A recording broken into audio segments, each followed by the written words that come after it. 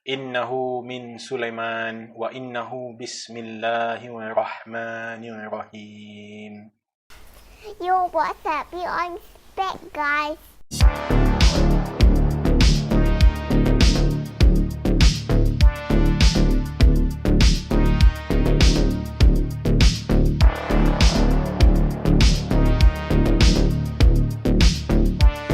Okay, hi guys. Anda bersama saya Mikasan dan seperti minggu lepas kita akan kongsi ataupun share cerita-cerita seram ataupun pengalaman-pengalaman misteri yang pernah saya lalui maupun saya dan juga mungkin kisah-kisah orang lain yang kita akan kongsikan.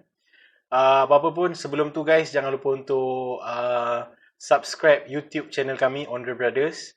Jangan lupa juga untuk follow Facebook gaming saya Mikael Ondre dan jangan lupa untuk subscribe YouTube channel PA Ondre Vlog guys. Jadi sebelum tu jom kita mulakan.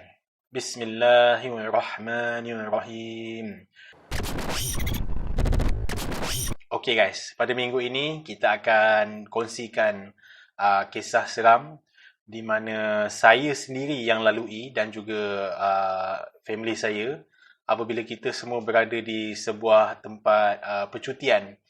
Dan pada minggu ini guys, pengalaman seram yang kita akan share berlaku ataupun orang kata terjadi tidak terlalu lama. Dia masih lagi orang kata dalam musim wabak COVID ni lah. Ketika itu orang kata PKP ni pun masih lagi kita boleh rentas negeri, kita boleh pergi bercuti dan sebagainya. Masa tu tak ketat lagi lah. Dan seingat saya ketika itu kes pun sehari pun mungkin tak sampai 1,000 lagi kot. Orang kata mungkin ratusan lah kan. Isteri saya dipanggil untuk mengajar kursus pendek di sebuah pulau yang tidak asing lagi, Pulau Langkawi guys. So apabila isteri saya tu dipanggil untuk mengajar kursus pendek, satu family lah, orang kata satu family Ondre ni, kita buat keputusan untuk pergi ke Pulau Langkawi lah, orang kata sambil menyelam tu, sambil minum air kan. Pelbagai misteri yang pernah orang kongsikan, pernah orang ceritakan yang di Pulau Langkawi tu kan. Macam-macam kisah, baik mitos, baik legenda kan. Kisah-kisah seperti Pulau Dayang Bunting, Mahsuri kan. So kita sedikit sebanyak kita tahu Pulau Langkawi tu adalah pulau yang penuh dengan misteri kan. So dalam perjalanan kita orang nak menuju ke Pulau Langkawi tu, abang saya yang ketika itu berada di Kuala Lumpur, dia straight terus pergi daripada KL terus pergi ke Pulau Langkawi tu di JT Kuala Perlis. Saya pula dengan family kita orang daripada Ipoh. Dia nak kata gangguan tu pada awal mulanya dia lebih kepada gangguan mental lah. Dia bukanlah orang kata mistik, tapi orang kata ujian-ujian yang dialami lah kan. So dalam perjalanan kita orang nak menghala ke JT Kuala Perlis tu, kereta saya dia breakdown tau. Kereta saya ni breakdown. So ambil keputusan untuk perlahan-lahan pergi. Kami semua dah booking ferry yang untuk masukkan kereta tu kan. So nak tak nak kena kejar lah waktu tu. Tak silap saya nak masuk ke ferry tempat nak daftar tu, tak silap saya pukul 2 gitu. So kereta kami breakdown lebih kurang pukul 12 macam tu, dekat nak sampai ke Jitra macam tu lah kan. So kita orang keep on going dengan kereta yang rosak tu. Dan alhamdulillah perjalanan kita orang pun sampai, dan tepat pada pukul 4.30 lepas asar macam tu, kami sekeluarga selamat sampai di Pulau Langkawi guys. Family kami, kita orang dapat orang kata penginapan disediakan lah oleh pihak penganjur college tu kan. So yang masa isteri saya nak mengajar kursus pendek tu, diorang ada provide macam homestay lah. Misteri dia di kawasan-kawasan itu. Dia sebenarnya bukan kawasan tu kau. Dia sebenarnya misteri itu orang kata di seluruh Langkawi itu sebenarnya kan. Pulau, orang kata Langkawi ni pulau yang penuh dengan sumpahan misteri kan. Okay. So apa berlaku guys setelah kita orang sampai di Pulau Langkawi pada hari pertama tu, kita orang decide untuk hari pertama terus pergi ke homestay yang disediakan lah. Dan setelah sampai saja, kita orang pun naik kereta kami apa semua, pusing-pusing lah biasalah kan. Kita baru sampai di tempat peranginan kan, kita ambil mood dulu, pusing sana pusing sini.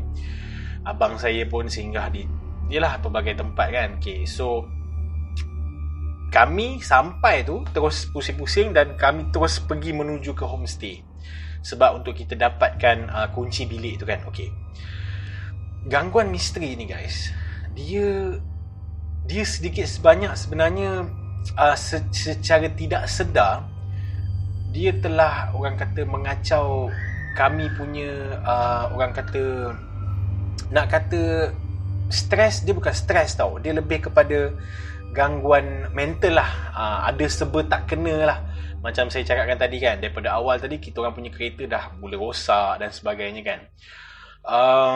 So sampai je dekat homestay tu, kami check in. Lepas kita ambil kunci homestay tu, dia dah start lebih kurang pukul 4.30 tu, lebih kurang petang lah. Dia dah start petang dan nak ke arah maghrib gitulah kan. Yelah, kita dah berjalan-jalan apa semua kan. So kami semua decide untuk bungkus makan lah, nak makan dekat homestay lah, dah tak larat dan sebagainya kan. So kita orang tapau dekat satu kawasan Cenang ni.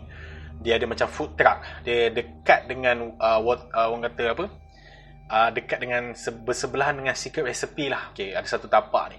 Kita bungkus lah makanan, apa yang nak makan, Napi nak makan apa, ayah saya nak makan apa dan sebagainya. Dalam perjalanan nak sampai ke homestay tu, saya di depan dan abang saya di belakang. Masuk saja di kawasan tu, kawasan homestay. Kawasan homestay ni dia sebenarnya dalam kawasan college lah lebih kurang kan. Dan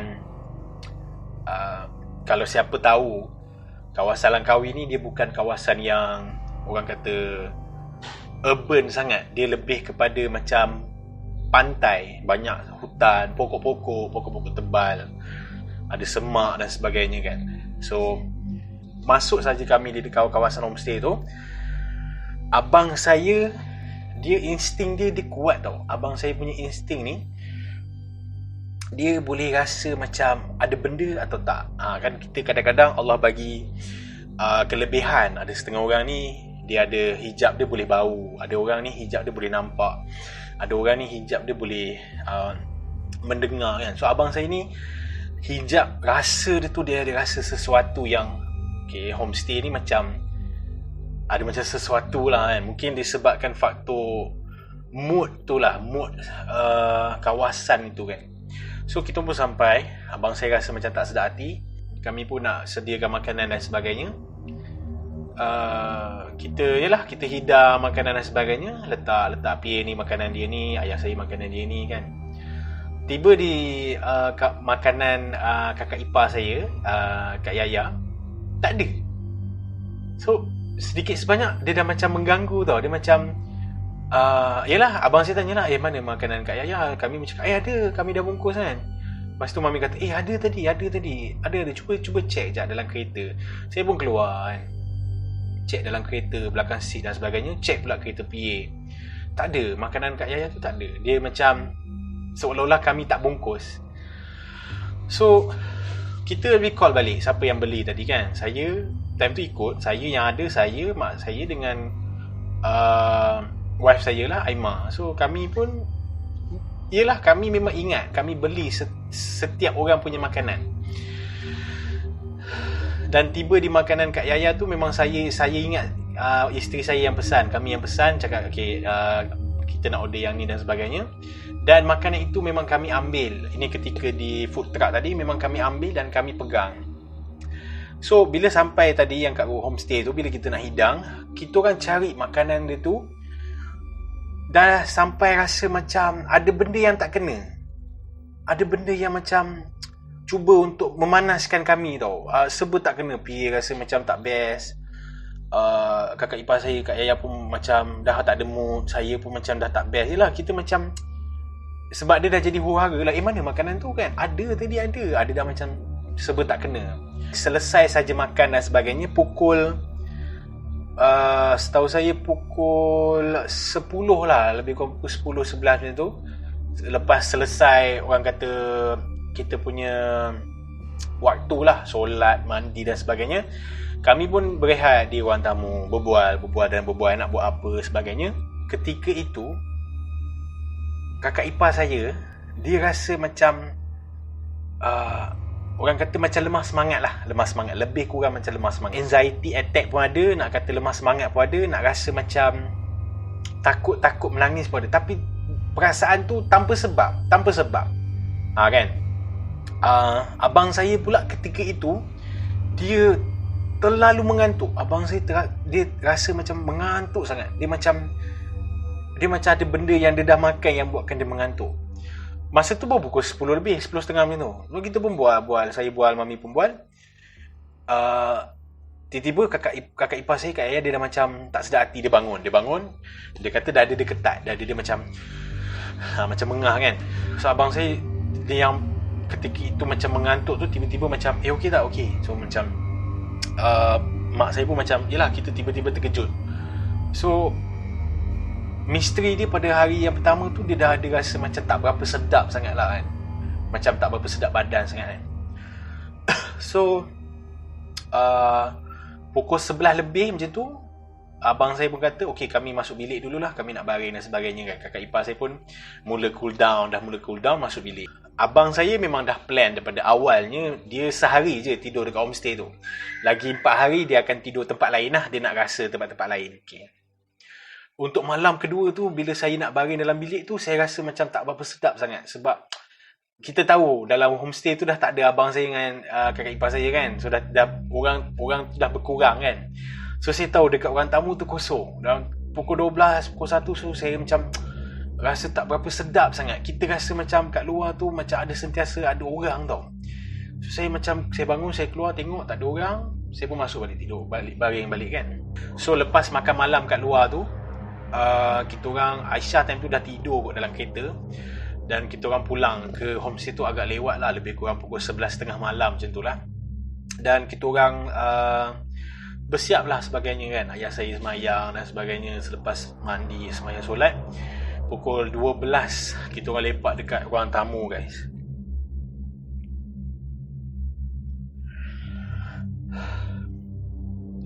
Aisyah, kita orang dah tidur, Aisyah dah tidur. Ayah saya letak dalam bilik. Ayah saya keluar balik, berbual dengan saya, dengan mak saya. Medina masa tu masih menjerit-jerit dalam rumah tu. Bini saya tengah semayang. Okay. Hari terakhir, which is esok tu kita nak kena balik pagi, pukul 10 pagi dah kena ada kat JT tu. Malam tu, lepas bual-bual dan sebagainya, ayah saya decide untuk baring lah, nak baring. Mak saya pun decide nak baring. Pukul 12 lebih, nak ke pukul 1, 12 lebih lah. Saya pun dah mengantuk. Saya pun macam, okey lah. Medina masa tu dia dah start menangis. Dah bagi dia mandi apa semua, dia menangis. Dia menangis yang budak kita tak tahu dia menangis sebab apa kan. Ada kalanya dia nak mandi, ada kalanya dia nak makan, ada kalanya dia nak susu dan sebagainya. So bila kita dah buat semua tu dekat anak kita kan, dah bagi mandi, dah bagi makan, dah bagi susu, dia menangis juga. Pukul 12 lebih. So saya macam dia nak apa sebenarnya kan, Medina nak apa, anak aku nak apa kan. So mungkin dia mengantuk. So saya suruh isteri saya tidur kan Medina. Dan saya pun masuk dalam bilik. Saya buka semua lampu kat ruang tamu. Anak saya, dia tak nak tidur. Misteri dia, anak saya dia tak nak tidur. Malam tu dia takut nak tidur. Saya cakap kan, Aimah, bagi dia tidur, bagi je tidur. Baringkan dia tak nak. Dia sanggup duduk. Anak saya Medina, dia sanggup duduk atas katil tu. Dia duduk. Dia mengantuk dah. Dia dah macam ni, tapi dia sanggup duduk. Dia tak nak baring. Bila dia baring je dia menangis. Dia menangis. Dia memang menangis. Lepas tu saya macam Medina kenapa ni kan. Time tu dah pukul 1 dah memang lewat dah. Sebab kita risau, bising kan. So saya cakap kat Aimah, tidurkan juga. So baringkan, paksa dia tidur. Bila dia nak baring je, dia nak mengantuk je, dia nangis. Lepas tu dia bangun, dia duduk. Dia atas katil tu dia duduk, Medina. Dia dah mengantuk. So saya macam tak nak bagi dia menangis. Kita orang buka lah YouTube, bagi dia diam. Dia tengok YouTube ni, tapi dia dah memang mengantuk dah anak saya ni. Lepas tu bila nak baring je kan, dia pandang ke, macam dekat tepi tu ada tingkap kan, tingkap bilik. Dia pandang je, dia menangis. Saya macam okey, saya masa ketika itu memang dah tak sedap lah. Saya rasa macam sebab saya dah pernah rasa di kawasan homestay tu, dan sepanjang 5 hari kami dekat situ, kami ada diganggu secara halus kan, mental, perasaan tak sedap, perasaan rasa nak marah, rasa tak puas hati dan sebagainya. 5 hari tu berlaku. Dengan semalamnya berlakunya orang kata report taufan, gangguan makanan hilang. Hari terakhir tu saya rasa macam okey, dia nak tunjukkan diri dia ni. Saya rasa macam okey, dia nak tunjukkan diri dia ni. So saya dah mengantuk juga ni. So saya pun cuba baring. Aimah time tu dah mengantuk dah, isteri saya dah mengantuk. So kita baring. Bila baring, dalam perasaan sedetik lagi kita nak terlelap, anak saya menangis. Menangis. Saya dah rasa macam, kita rasa geram lah. Kita dah mengantuk, penat. Kita pun macam, apa lagi kan budak kan, nak apa lagi budak-budak kan, nangis kan. So time tu dah pukul, lebih orang kata sejam, dah pukul 2 guys. Dan benda ni terjadi sampai pukul 3. Anak saya memang tak tidur. Dia tengok YouTube macam ni je. Aimah dah tidur dah masa tu. Saya lah tu tengok anak saya kan, dia dah macam ni dah, mengantuk kan. Bila nak tidur je dia menangis. Dan hampir pukul 3, masa tu saya baringkan dia. Dia dah baring sekejap. Saya baru nak baring. Ni mak ayah saya semua dah tidur ni kat bilik sebelah. So bila kita nak baring, saya nak baring ni, nak tidur kan. Bila saya nak baring kan, kita tahu tau, bila kita rasa mengantuk, kita rasa roh kita nak keluar kan. Kita rasa macam roh kita nak keluar perlahan-lahan kan. Dan ketika itu, bila saya nak tidur, bila saya nak tidur je, betul-betul sedetik orang kata dah tidur, ada benda jatuh guys. Ada benda jatuh atas bumbung. Saya macam, saya bangun, dia dah jadi macam kebetulan ke? Kebetulan sangat ke benda tu nak kacau, faham tak? Di saat minit yang kita rasa macam dah tenang, tiba-tiba ada benda ganggu. Ada benda jatuh, ada bumbung. Memang kuat. Saya dengan time tu memang bulu roma saya naik. Memang. Dan ketika bunyi itu jatuh atas bumbung, anak saya kembali menangis guys. Aimah terkejut. Bini saya bangun, kenapa ni? Lepas tu saya cakap, B, ada benda jatuh atas bumbung B. Saya pergi masuk bilik ayah saya. Mak ayah saya pergi tengah tidur. Saya nak keluar balik, buka tandas, bunyi jatuh lagi. Dia macam benda yang terjatuh, bukan benda yang berjalan. Kalau monyet ataupun kucing jalan atas bumbung, kita tahu tau, dia punya hentakan tu macam berjalan. Ini memang ada benda yang jatuh, macam seolah-olah kelapa yang jatuh, memang kuat. Dan saya ketika itu dah rasa macam sangat-sangat stres, tapi dalam keadaan yang sangat takut lah, meremang bulu roma. Saya keluar pintu utama tu, homestay tu, dalam pukul 3 pagi. Dan ketika itu memang saya rasa sangat-sangat takut guys. Saya ketika itu sangat-sangat takut. Saya keluar, saya beranikan diri sebab kita dah terlampau geram guys. Kita dah terlampau geram, terlampau penat. Saya keluar pintu tu. Saya berjalan di bahagian orang kata di bahagian luar lah, porch kereta tu. Saya memang ketika itulah yang saya sangat-sangat tak sangka kan. Saya baca ayat kursi dengan kuatnya guys. Dalam hati saya, memang saya nak, orang kata sengaja nak provoke benda tu. Memang saya, orang kata janganlah, kalau ada benda kan, kita jangan provoke kan. Memang saya ketika itu saya nak provoke. Saya baca ayat kursi kuat-kuat. Bismillahirrahmanirrahim. Saya baca kuat-kuat. Dan ketika itu guys, jantung saya berdebar. Memang berdebar. Dia, orang kata nak pitam tak pitam, dia dah rasa macam halusinasi tak halusinasi. Dan saya teringat perasaan ni, orang kata dia macam nak kena rasuk. Tapi saya kuatkan orang kata hati saya. Saya cuba lawan. Tapi mata saya pandang kat luar ni, view hutan bang. Ada pokok, ada semak, memang gelap. Saya jalan depan sikit, ada satu pokok besar.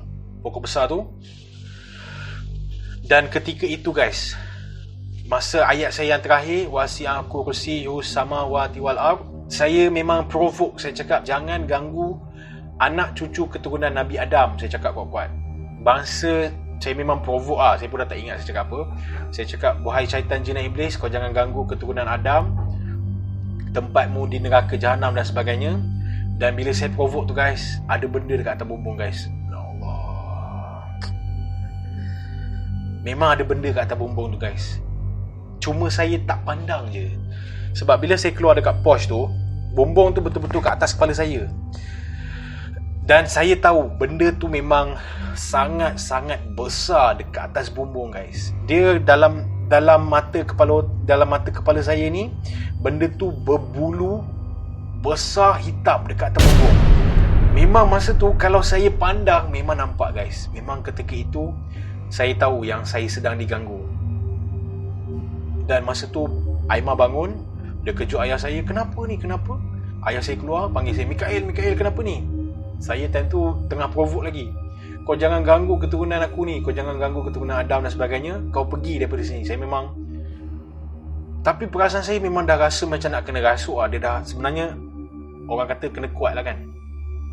So lepas di kejadian tu, saya masuk, saya tutup pintu, saya suruh Aimah tidur dekat luar, ambil buaian, tidur dekat luar. Ayah saya pun duduk kat luar, orang tamu. So kita dah pukul 3 lebih macam tu tau, nak pukul 4 dah. So apa berlaku, Aimah dah cuba baring dan dah mengantuk sangat ni guys. Dah memang mengantuk sangat. Aimah dah tidur, Medina dah mula reda. Saya cepat-cepat capai remote TV, saya buka TV Al-Hijrah. Al-Hijrah kan selalu baca ayat-ayat Al-Quran kan. So adalah bacaan A'udzubillahi minasyaitonirrajim dan sebagainya. Ayah saya duduk, ayah saya tak tidur. Saya mengantuk dah guys. Saya memang dah perasaan penat, diganggu dan sebagainya. Saya cuba baring kat atas sofa. Ayah saya kata, abang masuk dulu Abang masuk dulu. Okey, tak apalah. Pukul 4 guys. Bacaan ayat Al-Quran tadi dia mendayu-dayu lah masuk. Kan, Bismillahirrahmanirrahim masuk dalam kepala. Saya macam tenang lah. Dan di saat Aimah tidur, anak saya tidur, perasaan tu mula orang kata lega. Bila saya nak tidur balik guys, bila ketika kita mamai balik, dalam orang kata orang nak keluar ni, orang kata kita nak tidur kan, sikit lagi ni, saya orang kata masih dibuai bacaan Al-Quran lah, TV tu kan. Tiba-tiba sunyi. Okey, saya macam dia mengantuk ni, tiba-tiba TV tu macam ada frekuensi tau. Macam tu. Tiba-tiba TV tu macam ada frekuensi tau. Macam kena ganggu sikit. Macam kalau TV macam rosak kan. Tiba-tiba bacaan tu guys, dia bunyi macam ni. Bismillahirrahmanirrahim. Saya punya meremang. Saya daripada perasaan nak tidur, tiba-tiba dia macam seolah-olah ada benda yang baca tau. Saya punya meremang. Saya bangun balik, anak saya menangis. Lagi sekali anak saya menangis. Saya bangun balik, saya tengok dekat tingkap tu macam ada angin. Tingkap beranda tu kan, macam lansir, macam ada bergerak angin. So saya tahu dia dekat luar tingkap ni. Saya macam astagfirullahalazim. Saya cepat-cepat panggil ayah saya keluar. Abah duduk je abah. Memang ketika itu aku diganggu guys. Memang ketika itu aku diganggu makhluk yang dalam gambaran aku berbulu besar dan sebagainya. Dan ketika aku dengar bacaan Bismillahirrahmanirrahim tu, aku tahu itu adalah gangguan. Dan aku cuba pelan-pelan duduk. Ayah aku time tu dia dah tak tidur lah. Medina menangis. Aku suruh Aimah cuba diamkan. Dia kembali tidur. Pukul 4 lebih lah. Dah pukul 4 lebih, aku pun baring. Dan sedar-sedar dah siang dah. Ayah aku kata bila aku tidur malam tu, dia terus masuk bilik, terus tidur. Dan kita orang sebenarnya terlambat guys. Bangun-bangun dah pukul 10 dah. Dia bangun dah pukul 9.30. Nak kena ada dekat JT tu, dekat ferry nak masukkan kereta tu pukul 10. So dia cuba untuk bagi kita orang lambat supaya kita tidur lagi satu hari. So ini aku rasa gangguan tu lah. Dia cuba lambatkan kita supaya kita tertinggal. Dan aku tahu guys, kalau tertinggalnya kami ferry tu, maksudnya kita bermalam lagi satu hari. Kalau terjadinya di homestay tu, aku tahu malam tu memang kena ganggu gila-gila guys. Itu dia guys, sedikit sebanyak kisah yang dialami oleh saya dan juga family saya. Kisah misteri yang saya sendiri cuba untuk hadam, saya sendiri yang tak tahu kenapa boleh terjadi. Tapi ini semua kuasa Allah SWT nak menunjukkan betapa hebatnya dia. Okay guys, so kita jumpa lagi guys pada episod yang akan datang. Jangan lupa untuk like and share. Jangan lupa untuk subscribe YouTube kami Andre Brothers. Gerak lo guys. Assalamualaikum.